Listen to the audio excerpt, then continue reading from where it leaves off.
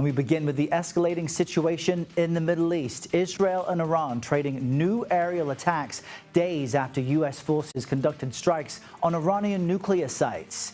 These were the largest strikes involving B-2 bombers in history, with targets struck at Fordow, Natanz, and Isfahan nuclear facilities across Iran.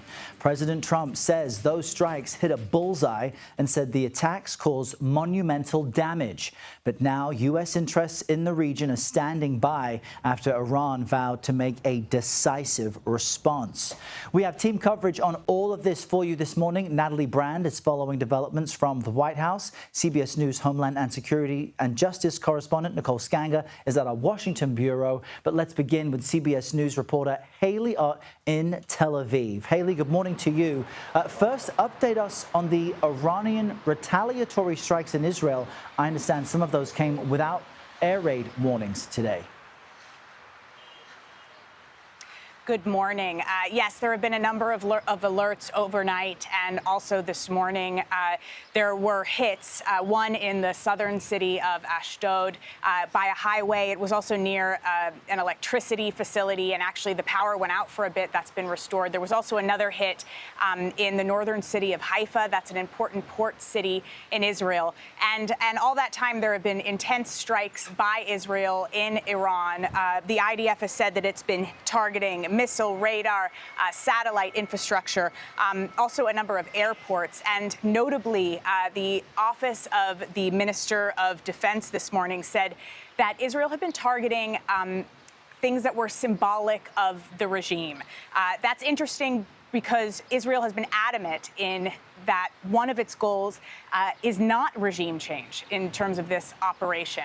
It's targeted Evin Prison, for example, that notorious prison where political prisoners are held in Iran. Also, there is a clock in a square in Tehran that symbolically counts down to the destruction of the state of Israel. That apparently has been targeted. This calls into question what Israel's goals of this operation are, if regime change is one of them, or perhaps if its stated goals are changing.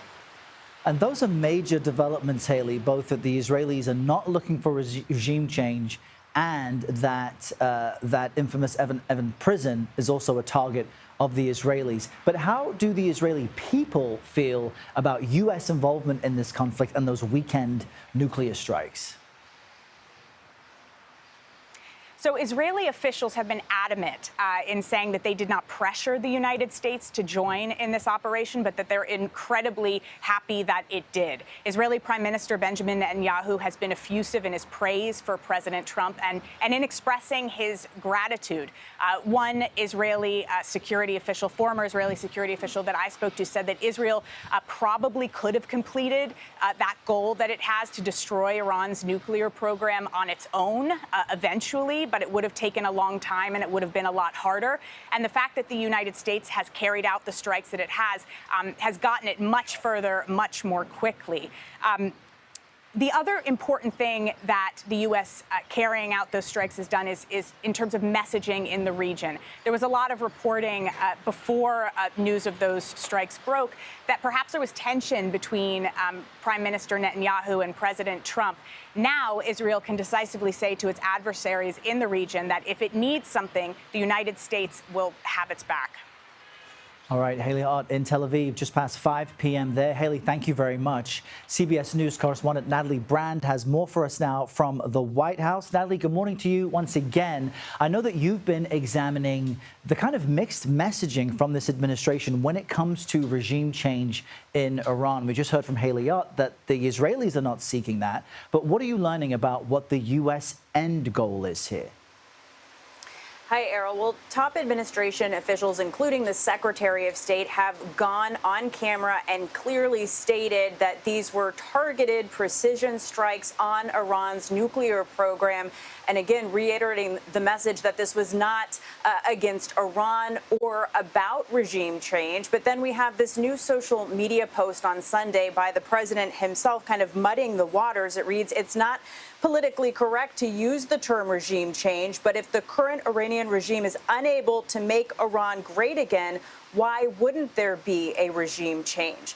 So the press secretary, Karoline Leavitt, here at the White House this morning was pressed about this post by reporters. Take a listen to her response. The president's posture and our military posture has not changed. The president was just simply raising a question that I think many people around the world are asking. If the Iranian regime refuses to give up their nuclear program or engage in talks, we just took out their nuclear program on Saturday night, as you all know. But if they refuse to engage in diplomacy moving forward, why shouldn't the Iranian people rise up against this brutal terrorist regime?